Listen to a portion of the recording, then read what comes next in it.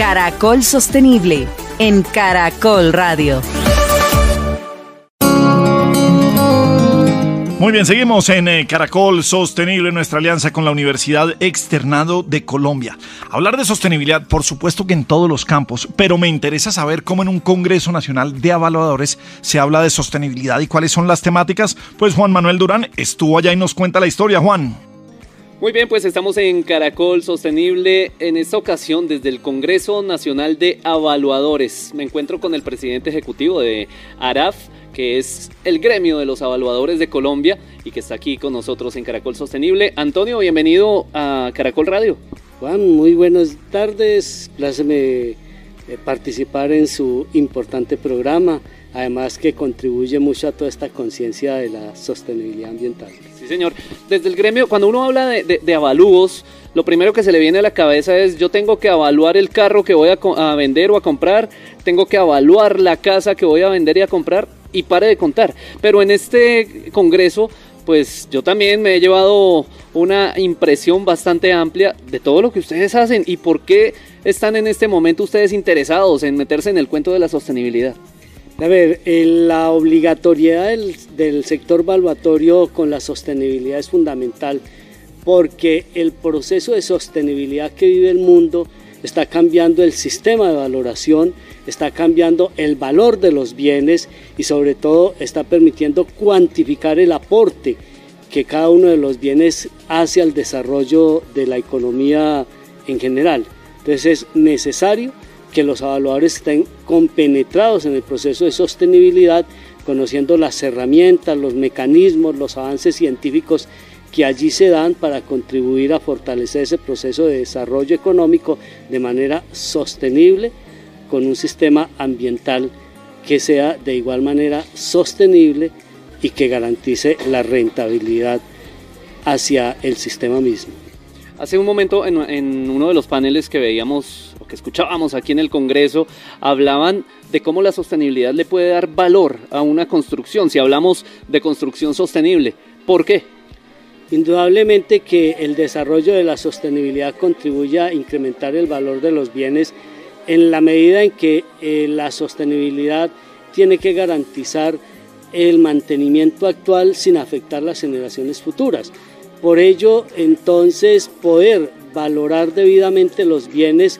midiendo el impacto ambiental, midiendo la contribución de los recursos naturales que se optimizan, de la forma como el desarrollo del hábitat en general permite una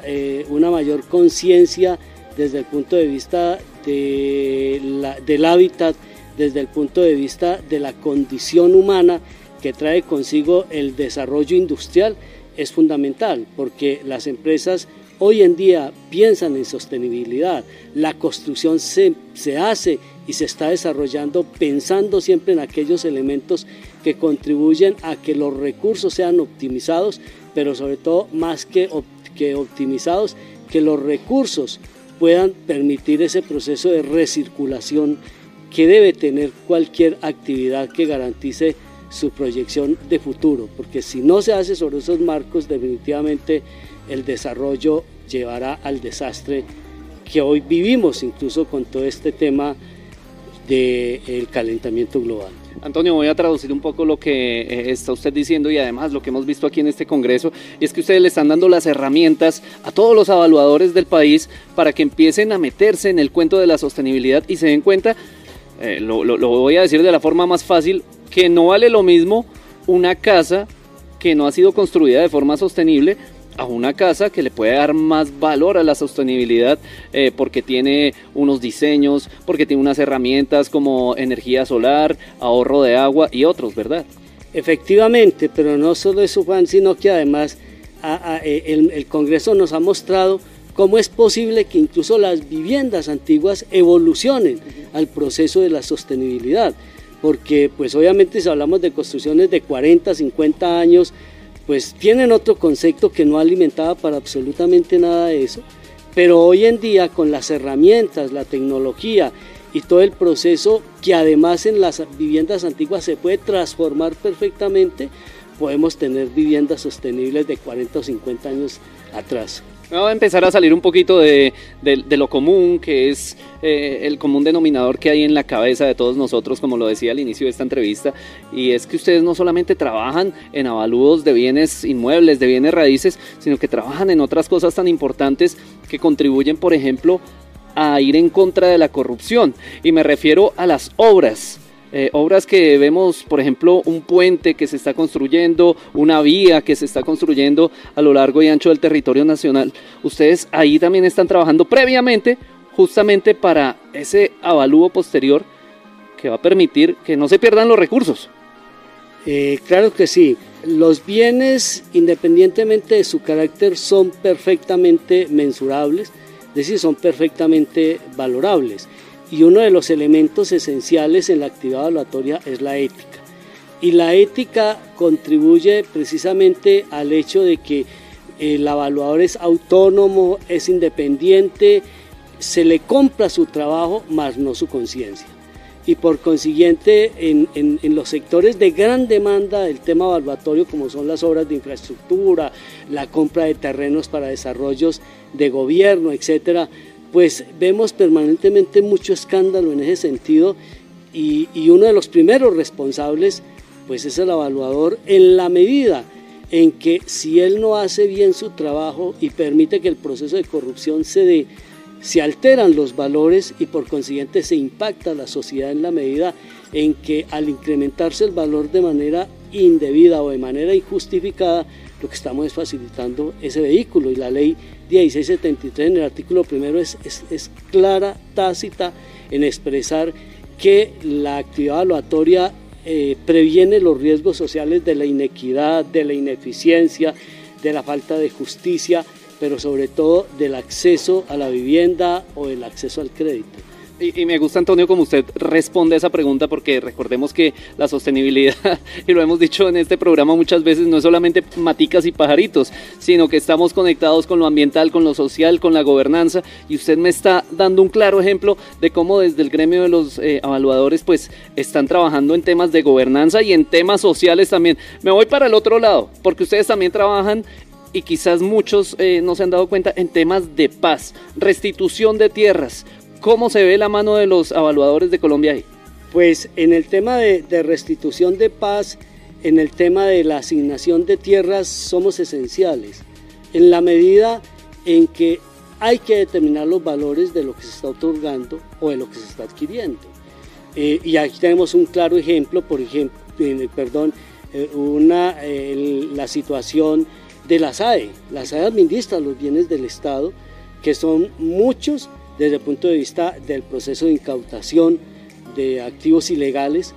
que se transforman en activos legales a través de los procesos judiciales, pero además de eso, de asignación de baldíos. Y el Estado tiene que cuantificar esos baldíos, esos terrenos, pues antes de asignarlos, porque no puede ir a entregar un baldío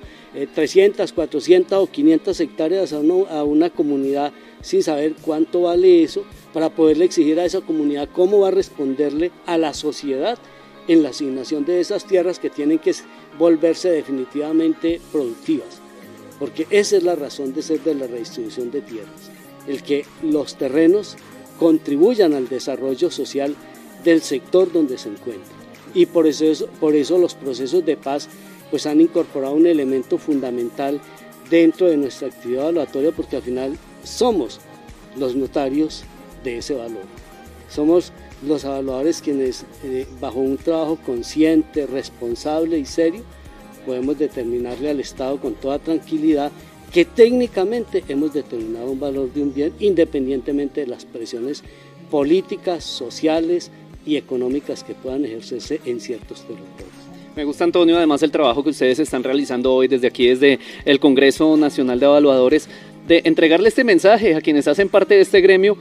y mostrarles cómo hacen parte de esa cadena de valor dentro de la sostenibilidad, cómo es importante ese trabajo que realizan en el día a día cuando están en esa tarea de evaluar un bien inmueble o cualquiera de esos trabajos que ustedes realizan. Pues Antonio, ustedes están involucrados en casi que todas las cadenas del país, todas las cadenas que mueven la economía, así que importante que estén trabajando también en estos temas de sostenibilidad, que estén inculcando, si se puede decir así, a quienes trabajan de la mano con ustedes. Lo dejo para que vaya, siga disfrutando de este Congreso Nacional de Evaluadores y por supuesto siempre invitadísimo aquí a Caracol Sostenible. Juan, es usted muy amable, yo soy caracolero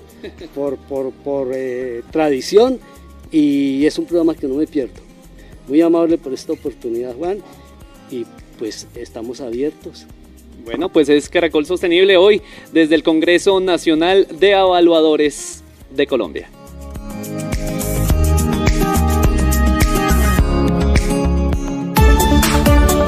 Caracol Sostenible.